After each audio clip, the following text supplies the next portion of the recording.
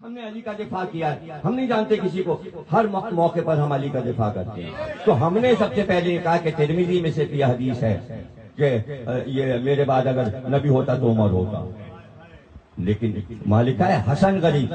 جب آپ علم حدیث نہیں جانتے ہو تو اس میں ٹانگ کیوں اڑا رہے ہو؟ ہمارے پاس کم سے کم 200 کتابیں علم حدیث کی یہ سامنے لگی ہوئی ہیں، اور سب کتابیں میری دیکھی ہوئی ہیں، شیعہ کتابیں بھی، سنی کتابیں بھی۔ ہم سے زیادہ علم حدیث کو جان، بیٹھو میرے سامنے تو پھر کرو بات، زبان جو کھول لو علم حدیث پر۔ اور تم کو تو علم کلام ہی نہیں آتا۔ میں نے جتنا بھی مناظرہ کیا ہے ٹی وی پہ وہ علم کلام سے کیا۔ وہ یہ کہہ رہے تھے آپ ان لوگوں کو مانیں، ان کا ذکر کریں، ہمارے یہاں آئے۔ ہم نے کہا بھائی کوئی سنتا ہی نہیں۔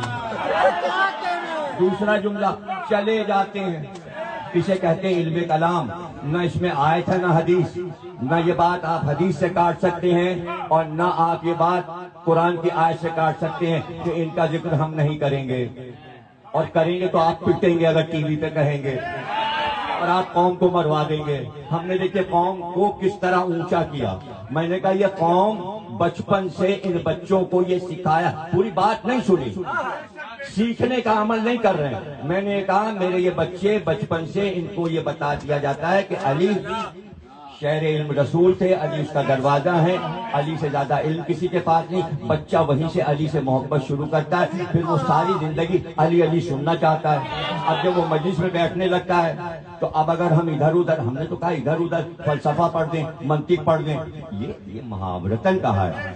اگر میں فلسفہ پڑھوں، کسی کا مطالعہ، ہاں فلسفہ اسلام میں ہے ہی نہیں، فلسفہ تو یونان کا ہے بھائی۔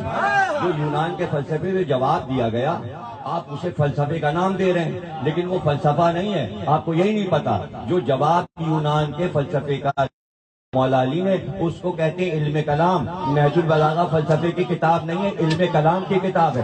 تو پتہ ہی نہیں اصل فلسفہ علم کلام ہے۔ تو اب میں کیا کہہ رہا ہوں، منطق، بھائی منطق ایسی چیز ہے کہ ہر ایک تھوڑی جو پڑھ لیتا ہے سیکھ لیتا ہے وہی جانتا ہے۔ تو اب مجمع کے سامنے فلسفہ اور منطق پڑھے، بھائی وہ آتے ہی ذکر علی سننے۔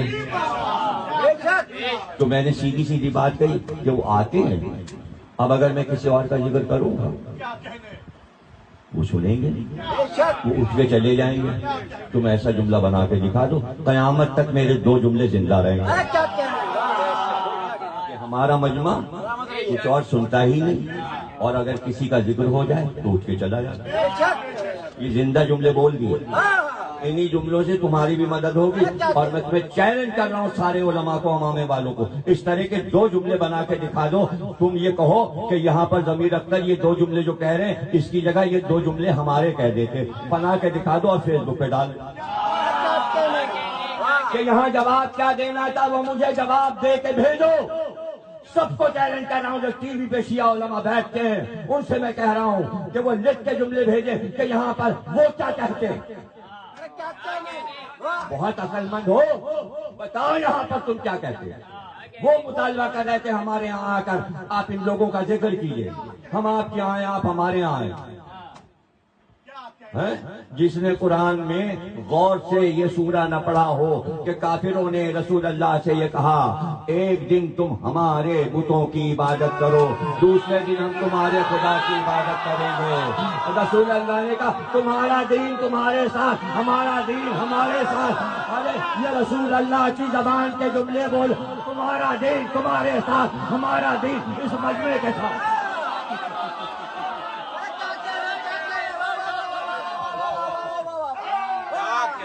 بولیں گے تو سورے تک پہنچ جائیں گے۔ جب میں بول دیتا ہوں نا اس کے بعد دوسرے بولتے ہیں۔ صرف اپنی دلیلوں پہ اگر بات شروع کروں نا تو تمہارے ہوش اڑ جائیں گے۔ ہزاروں صفحے لکھے گئے ہیں۔ اس تاریخ کو پڑھا کہ زواد کو دال نہیں پڑھنا چاہیے، جہاں جہاں زواد ہے آپ نے دال لگا دیا۔ زبئی تھا دبئی کر لیا، ابو ظہبی تھا آپ نے ابو ظہبی کر لیا، زہران تھا آپ نے زہران کر لیا۔ آپ زے کو بھی ہٹا رہے ہیں، زل کو بھی ہٹا رہے ہیں، اور آپ ہر جگہ دال لگا رہے ہیں۔ زوئے کی جگہ پہ، زواد کی جگہ پہ، زے کی جگہ پہ اور زال کی جگہ، چاروں آوازیں ایک ہیں، وہاں دال لگا دیتی ہیں۔ میں کہاں آیا؟ میں نے آیت پڑھی وَالنَّجْمِ إِذَا هَوَىٰ مَا ضَلَّ صَاحِبُكُمْ، یہاں زواد ہے ذلہ، آپ نے جیسے ہی دال لگایا ہو گیا دلہ۔ پڑھ کے دکھاؤ، یہاں دال لگا کے دکھاؤ۔ ذلہ گمراہی، آپ دال لگا دیجیے، کیا بن رہا ہے؟ ہمت ہے تو دال لگا دیجیے۔ جس کو یہ اعتراض ہے کہ زواد کے ساتھ دالی بولیں گے، اس کے خلاف نہ بولو، تو میں کہہ رہا ہوں آپ بول کے دکھا دیجیے۔